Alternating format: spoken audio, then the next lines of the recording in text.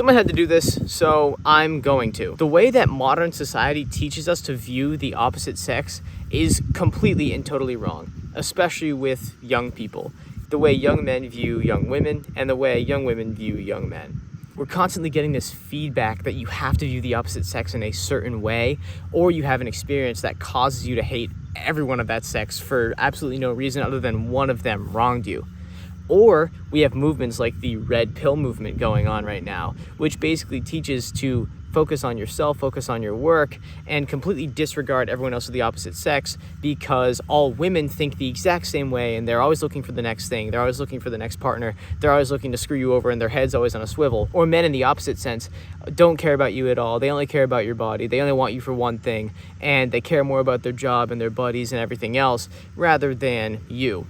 This is completely false. Basically, the entire dating field for this generation is screw them over before they screw you over, or play so much defense that you're willing to hurt them so that they don't potentially hurt you. This creates two major problems, and there are two major reasons these problems occur. The first problem this creates is something I like to call defensive dating. It's especially dating in the mindset of do everything possible to avoid getting hurt by the other person, and that normally results in you being completely withdrawn and not all in on the relationship. That can make somebody feel neglected, dejected, and not cared for enough. This is a problem. And the second thing it can do is it can make you resent the opposite sex for no valid reason. This is mainly due to social media and the lies told to you by the enemy using whoever is influencing you online, and two, personal experience. Somebody wrongs you once and all of a sudden you blame everybody for that one person's mistake, and then you pretend like they're all the same. Now, what is the solution to these problems? Well, the solution to all our problems: Jesus. What did Jesus do with the promiscuous? What did he do with the tax collectors who everyone hated? What did he do with criminals? What did he do with sinners? He walked with them. He loved them. He showed them mercy, kindness, and patience. And everyone was astounded that he did so. He defied the societal expectation that these people were to be avoided and mistreated and hated. I hear a lot of people saying, oh, there's no good Christian men. Oh, there's no good Christian women. There's no good options around. My friend, read Proverbs. Proverbs 31:10 says, an excellent wife who can find? She is more precious than jewels. And Proverbs 26 says, many a man proclaims his steadfast love, but a faithful man who can find? It is a biblical fact that godly men and godly women are rare. It should be expected that we don't find them very often. If we reverse engineer this statement, it's basically saying that 99% of the people that we're going to meet in our lives will not be godly people. And I'm not talking about people who say, oh, I'm Christian, I love Jesus, and then go and live an entirely worldly life. I'm not talking about the lukewarm. I'm talking about people who are genuinely dedicated to their faith, they're genuinely saved, and they're genuinely awake to what's going on around them spiritually. But this segues into the way we have to handle the situation that a lot of people aren't doing. We cannot disregard or mistreat people that are lost, that are damaged, that are doing the wrong thing. These people need the gospel.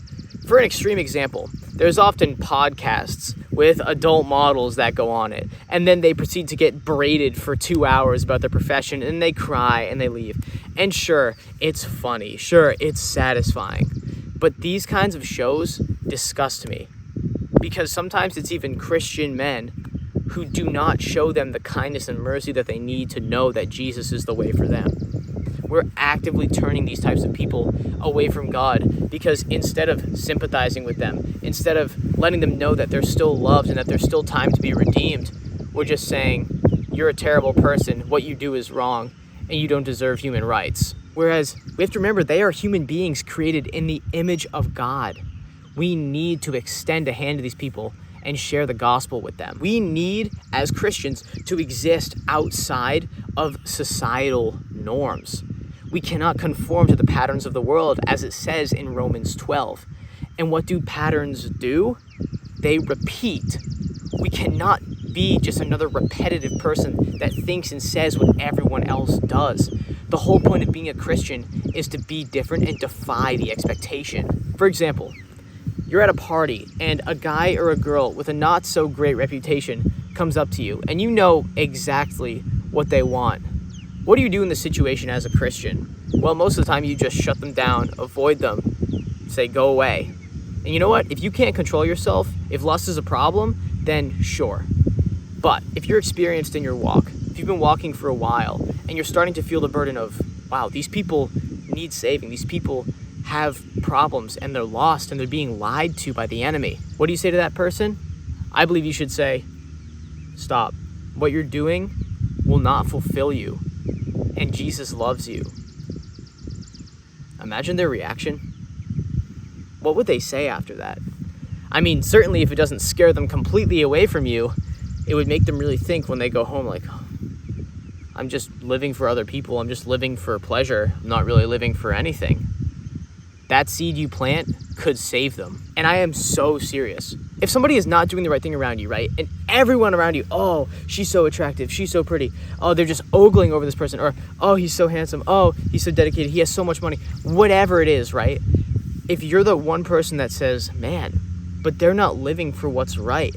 As soon as this person gives you an in, that's when you preach the gospel to them. That's when you share it with them, because these people deserve to hear it. These people need to hear it. We need to stop hating the people that abuse their good looks, that abuse the fact that they have money in order to get what they want. We need to let them know that something greater awaits them. And I can tell you, as a Christian man, any woman who abuses her beauty for attention and lives off the approval of others and doesn't love the Lord is immediately unattractive to me. Because I'm looking for something that's more than just superficial. I'm not looking for something that pulls me away from my faith. I'm looking for something that pulls me closer.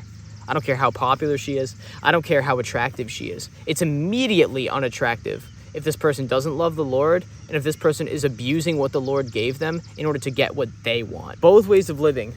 The way of a man of following the red pill and disregarding your significant other and putting them to the side so that you can focus on yourself and your grind and your purpose. And then for women to abuse your looks, to go for attention, and to really just seek validation from everybody. Both of these lifestyles are miserable. No matter how successful they look, no matter how much attention that they get, no matter how much money and success that they get, guess what? It's miserable, because the way you look at the world, the way you look at people, it's saddening. It's not right.